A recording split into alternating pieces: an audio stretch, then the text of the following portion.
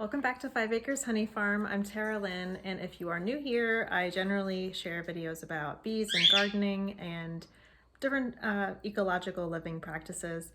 And my latest video was about some new livestock that we're getting. And we are getting some pigs. They are not born yet. I reserved them from a litter, and the litter is due in 1 week. And we'll probably bring them home about 6 to 8 weeks later once they're weaned off their mom. This is also, the caveat is that the litter needs to have some boys because we're buying feeder pigs, we're not buying breeders. So hopefully there'll be enough boys in that litter. If there aren't, there is another litter expected the following week or two. So there's another possibility we could get some pigs from that one. These are Idaho pasture pigs, which there are numerous videos about them and I know this because I have watched numerous videos about them and I've done a lot of research, and I'm going to be doing what I'm doing this video about, as you know from the title, is setting up some different seeding styles to see which is most effective for preparing some forage for them. So there's plenty of weeds and grasses. I'm not familiar with the different types of grasses that are already growing here.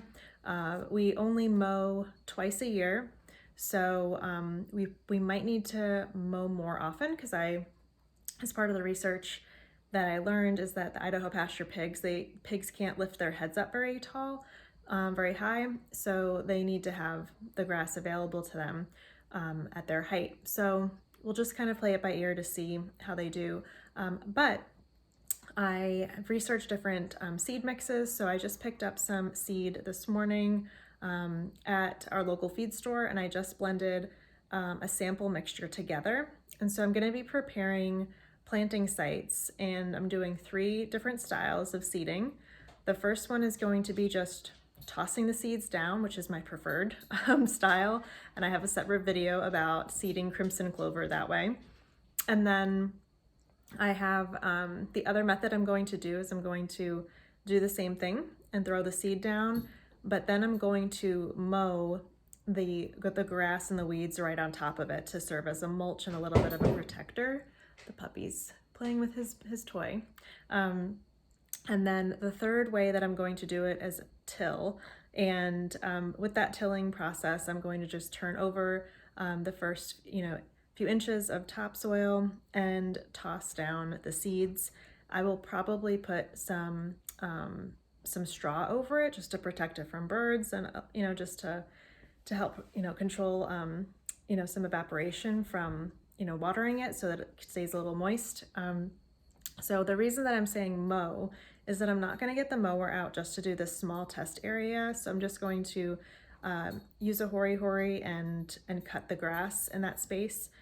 We haven't mowed that yet this year, so the weeds and the grasses and the crimson clover are very tall right now, so I think it'll be a nice live mulch that I could just cut and do the chop and drop method. And the reason I'm saying till is that I'm not getting the tiller out because it's also just a tiny patch, so I'm going to instead just use a shovel and turn over that topsoil because it's a small area. So those are the 3 methods that I will be using, and I will take you out to the porch to show you the seeds that I just purchased and the blend that I put together. So if you're planning on doing this in your own space, or if you're already creating pasture for Idaho pasture pigs and you have some recommendations, please tell me, because I'm planning on watching this test site for about a month, and then if it goes well, I will then seed larger areas. So I have flexibility in adding or removing different seeds depending on what you tell me. So please, I would love your input. The seeds that I got are specifically for a summer blend, because by the time we get the pigs, it's going to be pretty much the summer solstice. So we'll be moving right into summer with them. And then at that point, I'm going to start seeding areas where I plan to put them in the fall with a fall blend. So maybe not right in June and July, but probably by August or so, I'll start doing that. Puppy is getting another toy. So I'll take you outside and show you all the seeds.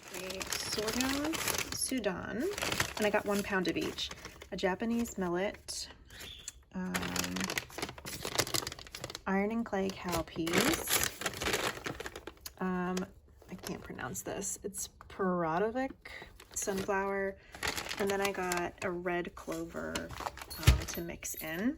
They were out of daikon radishes, but that's something that I do want to add. So based on percentages of pasture mixes I read online, I did some of the seeds and varieties more than others, and then just mixing these together and getting them prepped for the test site. This is what the ground looks like before I get started. So you can see it's a blend of what I just call weeds and some clover.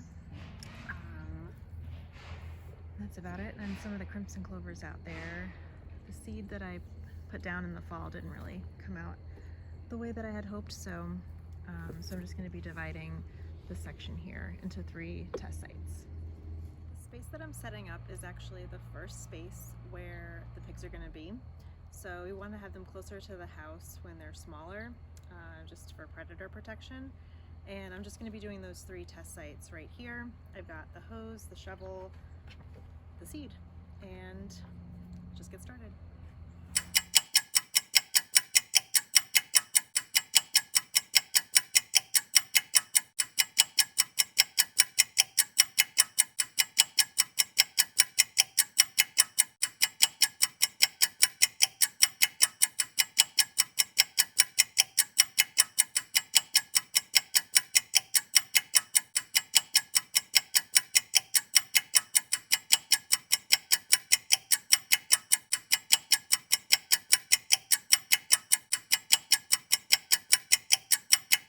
To recap, I just seeded, and then chopped and dropped, and then I tilled with the shovel, and then I cut some of the grass off the top of here and mulched with that, and then of course watered before and after. Curious which one you think is going to grow the best. Just finished prepping those 3 sites, and as you can kind of see behind me, blend of grasses, weeds, and things. So the idea would be we'll learn from this little space right here, and then about a month from now we'll be about a month to 6 weeks from bringing them home.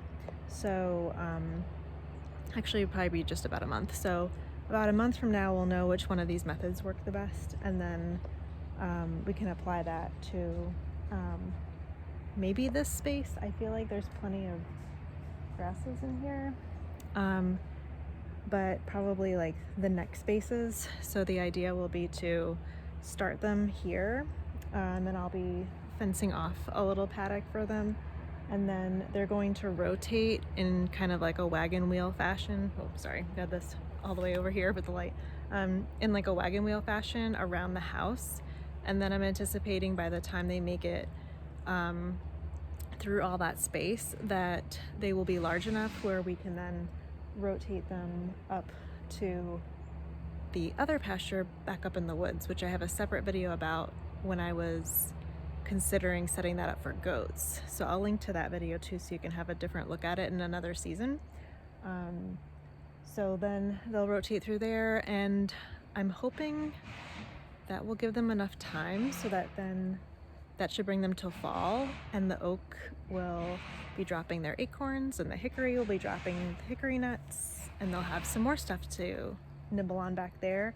And that will also allow time for this space up here where I could seed it with a fall pasture mix and bring them back up, because then we're gonna have to circle them back closer to the garden, because I will want to have them as big as possible and as close as possible at the same time, so that I can load them at the end of the winter / early next spring, depending on the processor availability. So I'll just give you a quick look around what that space looks like now, because I think it'll be interesting to see how it will evolve with not only with having them here once they get here, but then also how it will look this time next year, as you know, they're going to spend all that time fertilizing everything. So then we'll be able to put down some pasture blends for the winter, so that maybe next year this will all be like crimson clover or something for the bees, because then the pigs will be gone by then. So yeah, I'll take you a little stroll around and we'll take a look. The little test site we're doing, what I was just showing you, was right here. So the idea then would be the little seasonal creek is down here, so then they'll have some access. You can see my swarm trap. They'll have access to all this, and this will be a nice space close to the house that I can keep an eye on them and be able to also have easy access to electric and water close by, because by the time they're way back up there, that's going to be a chore. But I have some ideas, and if you have ideas, then let me know. And we'll go beyond that. So then, yeah, they'll come through here. So, and then basically my goal would be to get them up just past the wood line, so they'll have that shade. But I wanted to kind of reserve the woods for the fall, when all the nuts and the leaves fall down, because I heard that they really like oak leaves. So you can see my crimson clover in here, so pretty. I'm not gonna have them come through the orchard, but probably by the coop, and then they'll rotate up through the front, and I need to figure out a good rotation pattern so that I can get them kind of, maybe like they'll come up here to the right, and then I'll loop them back by the chickens to get them back up into the woods, because I think that would make it easier so that they're not using the same space twice. So then the idea would be they'll come through here, plenty more pasture, grass, and then they'll go through the woods. Isn't this pretty? So I don't see any bees on it right now. So the cool thing with pollinators, or at least with honeybees that I know, is that they know which time of day is the most ideal time to visit a plant. So this time of day just may not be the most efficient time for them. So they are very efficient with their time management, and they'll just come here when it makes sense for them.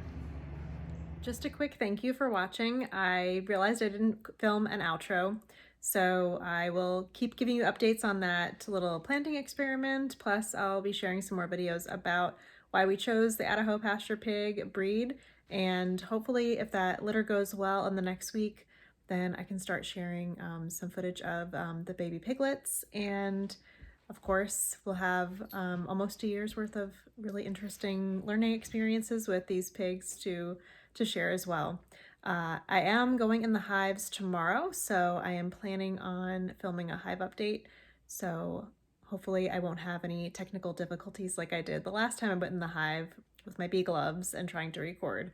So stay tuned for that. Thanks.